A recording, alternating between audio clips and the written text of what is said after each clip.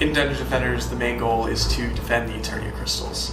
While you can set up defenses during the build or combat phase, the build phase is your chance to analyze the map's layout and plan your defenses without facing an onslaught of enemies.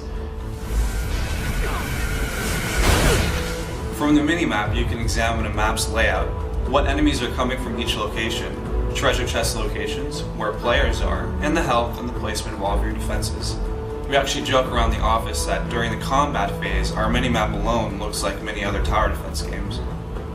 This information is very important in setting up your defenses. For example, if a lot of kobolds, our quick, small, explosive enemy type, are coming from one direction, you'll know you'll need to keep a lot of high HP defenses to protect that choke point.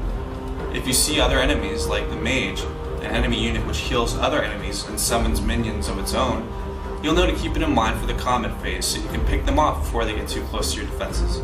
Dungeon Defenders is focused on players' choice and allows players to shape and control each mission. You can place defenses wherever you want and even choose their orientation. The combination of towers you choose to place is also very important. Do you want to place a low HP magic blockade that will strip enemies of their resistances and a fireball tower behind it? Or a high HP squire blockade and make sure to take out the fire resistant enemies on your own during combat?